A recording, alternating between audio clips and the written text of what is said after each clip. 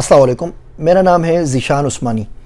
آج ہم بات کریں گے چپ کے فوائد کے اوپر۔ یہ بڑا عجیب و غریب اوگزی مورونک ٹائپ کا لیکچر ہے کہ میں چپ کے فوائد پہ بات کر رہا ہوں، خود بول رہا ہوں۔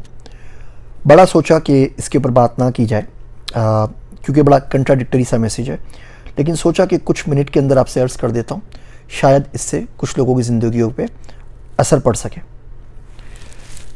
میرے سر تھے عبدالرحمن صاحب، وہ کہا کرتے تھے بیٹا چپ سے بڑی بد دعا کوئی نہیں ہے۔ جب بندہ چپ ہو جاتا ہے تو قدرت بدلا لیتی ہے۔ جب بندہ ہی سامنے کو گالیاں دے رہا ہوتا ہے، صلواتیں سنا رہا ہوتا ہے تو قدرت خاموش رہتی ہے۔ اب یقین جانیے، پیچھے مڑ کے اگر زندگی میں آپ دیکھیں گے تو ہر جو نقصان اٹھایا ہے نا، اس کے پیچھے کہیں نہ کہیں الفاظ، کہیں نہ کہیں بولنا شامل ہوگا۔ اور جب بھی چپ رہے نا، اس کا کوئی نہ کوئی فائدہ ہوا ہوگا، نقصان نہیں ہوا ہوگا۔ کسی پہ غصہ ہے، چپ ہو جائیں۔ کسی پہ تنقید کرنے کا دل چاہے، چپ ہو جائیں۔ کسی کو گالیاں سنانے کا دل چاہے، چپ ہو جائیں۔ کسی کو بد دعا دینے کا دل چاہے، چپ ہو جائیں۔ آپ گوگل اسکالر پہ آ کے سرچ کیجئے گا بینیفٹس آف سائلنس، ایک کتاب بھی ہے سائلنس کے نام سے۔ اس دنیا میں جہاں ہر شخص بول رہا ہے، چپ رہنے والے بہت فائدے میں۔ جب آپ بول رہے ہوتے ہیں نا، تو سب سے بڑا نقصان اس کا یہ ہوتا ہے کہ آپ سن نہیں پاتے۔ دیکھیے، میں اس وقت آپ سے بول رہا ہوں نا، اب کوئی شخص آ کے مجھے کچھ کہے تو اس کی بات مجھے سنائی نہیں دے گی۔ قدرت بولتی ہے، قدرت سکھاتی ہے، قدرت سمجھاتی ہے، مگر ہم لوگ بولنے میں اتنے زیادہ مصروف ہوتے ہیں کہ ہم سن نہیں پاتے۔ میرا ایک دوست عبداللہ ہے، اس کے ساتھ میں واک پہ جاتا ہوں عموماً رات کے اندر، تو بڑی کام کی چیزیں دیکھتا ہے۔ وہ بلی کو دیکھتا ہے تو اس سے کچھ سیکھ جاتا ہے، وہ کسی کو روڈ کراس کرتے ہوئے دیکھتا ہے تو اس سے کچھ سیکھ جاتا ہے، وہ کسی کو مسجد آتے جاتے ہوئے دیکھتا ہے تو اس سے کچھ سیکھ جاتا ہے، وہ تاروں کو دیکھتا ہے تو اس سے کچھ سیکھ جاتا ہے۔ جب واپس آتا ہے تو میں اس سے پوچھتا ہوں کیا سیکھا، تو مجھے بتاتا ہے۔ میں بڑی حیرانگی ہوتی ہے کہ وہ تمام راستے جن سے وہ گزرا، اسی سے تو میں گزرا تھا۔ وہ تمام چیزیں جو اس نے دیکھی، ان کا مشاہدہ تو میں نے بھی کیا تھا۔ ایسا کیسے ہوا کہ وہ تمام چیزیں سن پایا اور سیکھ پایا اور میں خالی واپس آ گیا؟ تو نتیجہ یہی نکلتا ہے کہ وہ چپ رہتا ہے۔ پہلے زمانے میں کبھی کبھی سزا کے طور پہ ہمارے گاؤں میں امی ہمیں چپ کا روزہ رکھنے کا بولتی تھیں۔ ہم بہت بولتے تھے تو بولتی آج تو چپ کا روزہ ہے، شام تک ایک لفظ نہیں بولنا۔ اور حیرت کی بات یہ ہے کہ اس شام تک میں ہمارا ہوم ورک بھی ہو جاتا تھا، جتنے پینڈنگ کام تھے سارے ہو جاتے تھے، بیکاز ہم لوگ بول نہیں رہے ہوتے تھے۔ تو یہاں تو ہم بول رہے ہوتے ہیں، یہاں موبائل کے اوپر ہوتے ہیں، چپ نہیں رہتے۔ چپ رہ کے دوسروں کو سننے کا حوصلہ پیدا کیجیے۔ چپ رہنے سے بہت ساری برکتیں آتی ہیں۔ بندہ خاموشی سے ذکر کرتا ہے، غور و خوض کرتا ہے اللہ کی قدرت پہ، اللہ کی مخلوق کے اوپر، اور بہت ساری برائیوں سے بچ جاتا ہے۔ جب بھی یہ ارج ہو نا آپ کے اندر کہ کوئی بندہ بولے گا اور آپ نے جواب دینا ہے، بس چپ ہو جایا کریں۔ ہمارا معاشرہ بڑا عجیب ہو گیا ہے۔ یہاں اب تو ہم حسد کرتے ہیں اچھائیوں اور کامیابیوں میں، کیا ناکامیوں اور برائیوں کے اندر بھی۔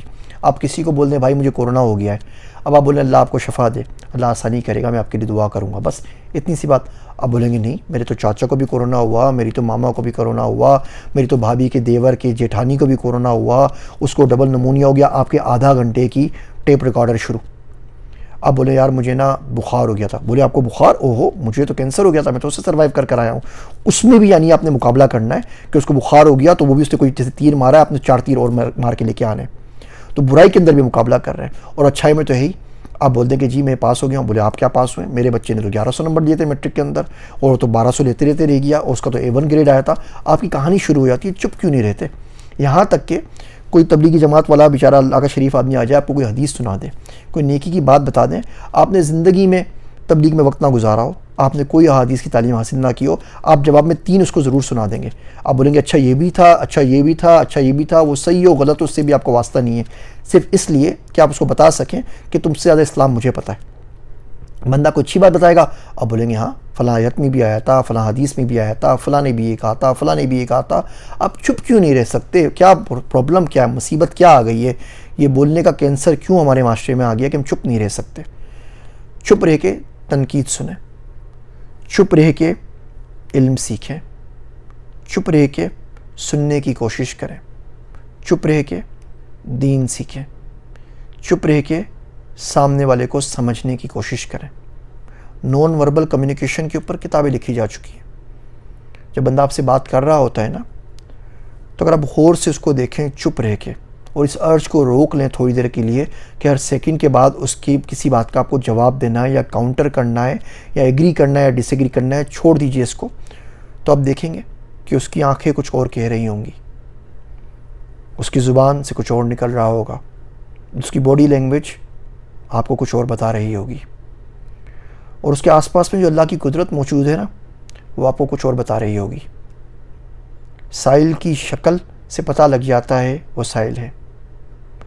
محتاج آدمی کو بولنے کی زحمت نہیں پڑتی اپنا فقر ظاہر کرنے کے لیے، لیکن ہم اس چپ کی دوڑ میں اتنے آگے نکل گئے ہیں کہ نہ دیکھ سکتے ہیں، نہ سن سکتے ہیں، نہ سمجھ سکتے ہیں، بس بولنے کا شوق ہے اور بولے چلے جا رہے ہیں۔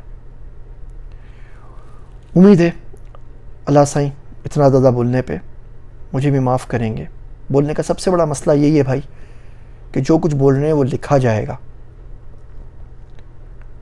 اور جو کچھ لکھا جائے گا اس کا ایک دن حساب دینا پڑے گا، اور بڑا مشکل دن ہوگا۔ میری باتیں سننے کا شکریہ۔ میں ہوں آپ سب کا ذیشان عثمانی۔